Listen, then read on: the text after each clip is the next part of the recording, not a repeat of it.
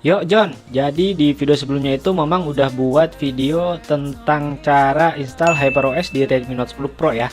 Tepatnya itu HyperOS Global Android 14 di Redmi Note 10 Pro. Nah, di video itu tuh ada yang komen kayak gini. Coba yang HyperOS TRMS Mang. Perlu kalian ketahui untuk HyperOS ini macam-macam bentuknya. Ada HyperOS versi global, ada yang versi EU, HyperOS versi CN, dan masih banyak lagi. Nah, untuk experience-nya itu beda-beda juga ya. Misalkan HyperOS Global kemarin itu memang nemuin bug yang cukup fatal, yaitu dimana kartu SIM-nya itu nggak kebaca ya. Jadi HP memang itu udah kayak iPhone ya. iPhone yang kena begal IMEI alias Wi-Fi only.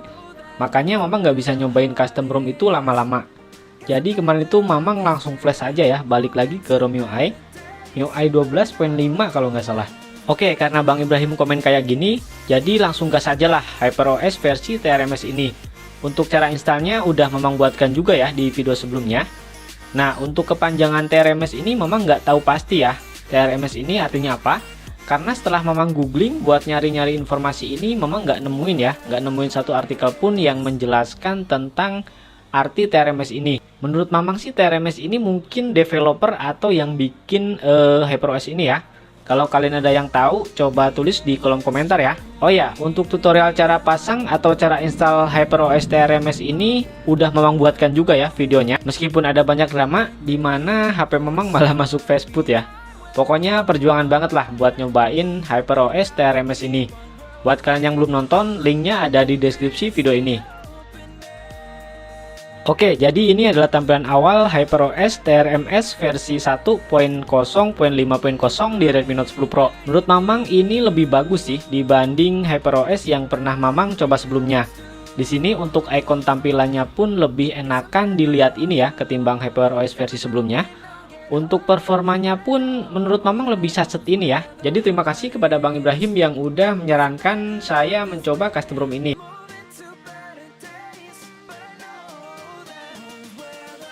Oke, pertama kita coba explore di bagian pengaturan buat lihat tentang teleponnya. Di sini kita coba lihat di perangkat saya. Di sini untuk HyperOS di 1.0.5.0. Terus untuk nama perangkatnya ini masih sama ya, yaitu Redmi Note 10 Pro. Terus chipsetnya masih sama juga, Snapdragon 732G. Dan versi kernelnya ini bawaan MIUI ya, yaitu kernel Prev. Di sini untuk modelnya pun nggak berubah ya, yaitu M2101K6G. Oke, lanjut di bagian WiFi, sama aja ya, nggak ada bedanya. Bluetooth juga sama, jaringan seluler juga sama. Yang menarik di sini adalah adanya menu interkonektivitas ya. Jadi menu ini tuh berguna buat kalian yang punya ekosistem Xiaomi, mulai dari smartband Xiaomi, Xiaomi TV, tablet, dan masih banyak lagi. Jadi kalian bisa sambungkan perangkat satu sama lain di menu ini. Lanjut di bagian menu wallpaper dan personalisasi. Di sini untuk wallpapernya ini keren ya. Lanjut di sini ada AOD atau Always On Display, yang mana ini tuh beneran ya always, bukan badut yang cuma ngasih waktu 10 menit aja. Terus di bagian icon di sini standar ya. Masih sama kayak di MIUI untuk pengaturannya. Terus di bagian font di sini untuk fontnya ini pakai Mi Friends. Yang menarik di bagian sini itu kita bisa atur ya untuk ukuran font dan juga ketebalan fontnya. Fitur ini tuh ngebantu banget ya buat kalian yang suka pakai font tebal kayak Mamang ini. Apalagi untuk ketebalan fontnya ini bisa diatur ya sesuai dengan keinginan kalian. Terus terakhir ada menu efek, yang mana ini tuh fungsinya efek notifikasi ya. Jadi kalau ada notifikasi kita bisa pilih dari mulai nyalakan layar, denyut biru, dan lain-lain. Tapi kalau Mamang sih jarang ya pakai fitur ini. Lanjut di bagian layar kunci, di sini kurang lebih sama aja ya pengaturannya. Pokoknya nggak ada yang spesial ya di sini. Di sini ada angkat untuk membangunkan perangkat, ketuk 2 kali untuk membangunkan atau double tap to wake, dan lain-lain. Lanjut di notifikasi dan bilas status. Di sini untuk pengaturannya pun sama ya, kayak histori notifikasi, tampilkan icon notifikasi, tampilkan kecepatan koneksi, indikator persentase baterai, dan lain-lain. Oh ya, di sini kalian bisa atur juga ya gaya pusat kontrolnya. Mau pakai yang jadul atau pakai yang terbaru yang semakin mirip dengan iOS.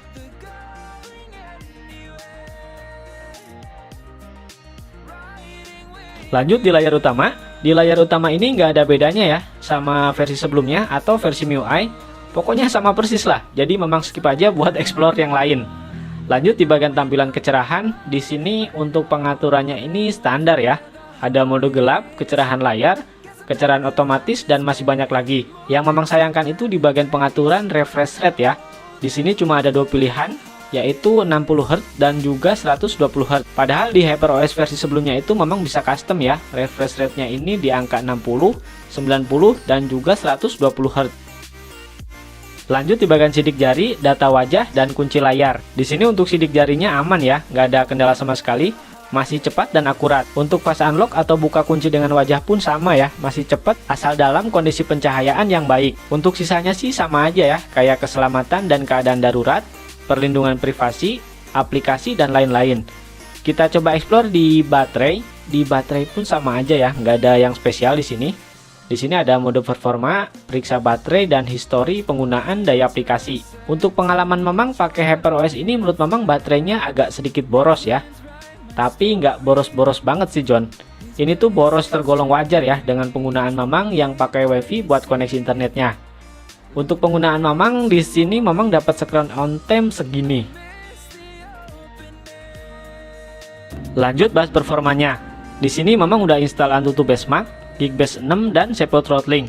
Di Antutu Benchmark versi 10.2.8, HyperOS ini dapat skor 347.747, yang mana ini tuh lebih kecil ya dibanding dengan MIUI 14. Oke, lanjut memang tes di Geekbench 6 dan hasilnya kayak gini. Di Geekbench 6 ini HyperOS dapat skor 736 untuk single core dan 1754 untuk multicore-nya.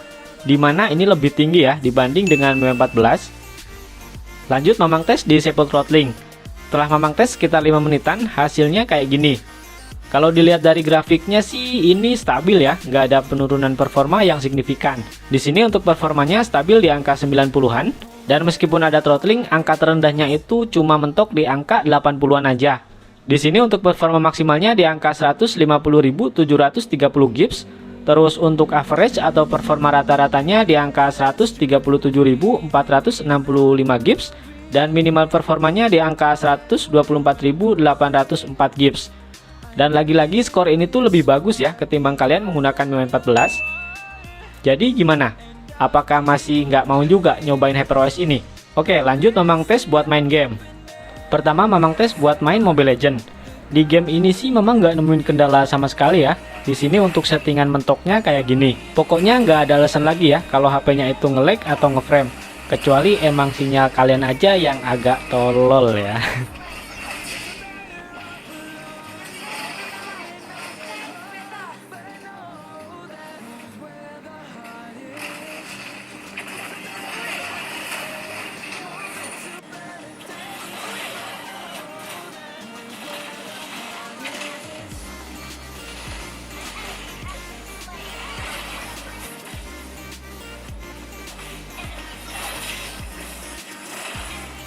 Lanjut memang tes buat main game paling berat sedunia dan nggak ada pintunya, yaitu FF. Di game ini pun sama ya, memang nggak nemuin kendala sama sekali. Semuanya berjalan lancar. Meskipun nge-frame atau nge-lag itu biasanya dari gamenya sih. FF emang terkenal dengan nge-lag dan juga nge-frame-nya ya kalau FF. Jadi nggak bisa nyalahin buat perangkat atau device-nya.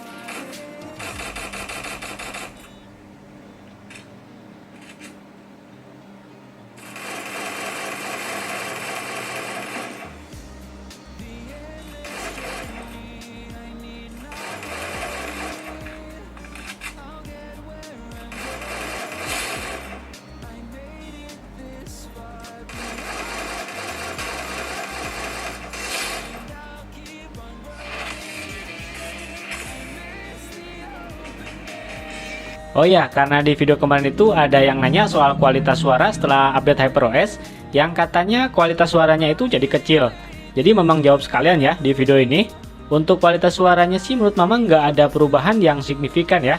Malah menurut Mamang kualitas suaranya lebih bagus di HyperOS ini ketimbang di MIUI 14. Perubahannya itu ada, tapi sedikit banget lah, nggak nyampe yang gimana-gimana.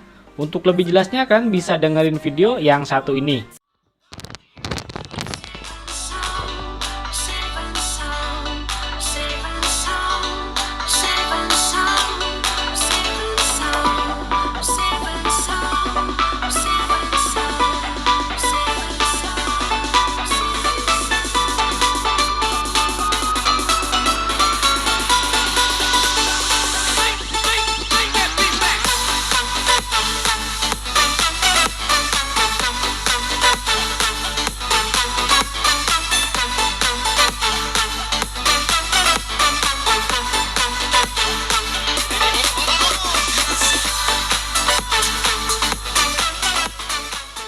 Oh iya, Mamang hampir lupa ya bahas kameranya.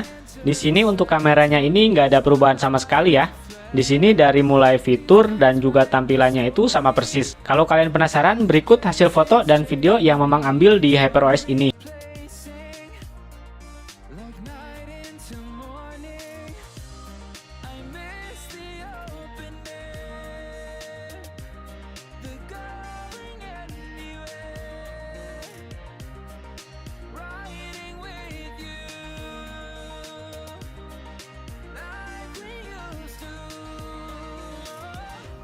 Guess I'm better off alone. Never know when I'll get home, but I know that home's where the heart is.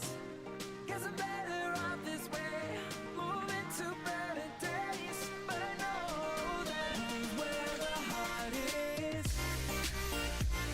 Naon, Mang?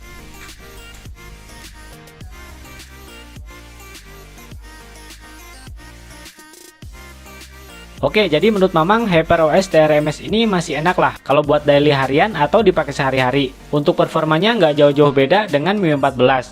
Tapi kalau di HyperOS TRMS ini kita bisa dapat tampilan yang lebih fresh dan enak dilihat ketimbang di MIUI 14. Tapi dengan sedikit catatan baterainya yang sedikit agak boros. Oke, mungkin segitu aja dulu untuk review custom ROM HyperOS TRMS di Redmi Note 10 Pro ini. Kalau ada yang ditanyakan bisa kalian tulis di kolom komentar. Mumpung Mamang masih pakai HyperOS TRMS ini. Mudah-mudahan video ini bermanfaat dan sampai jumpa di video saya selanjutnya.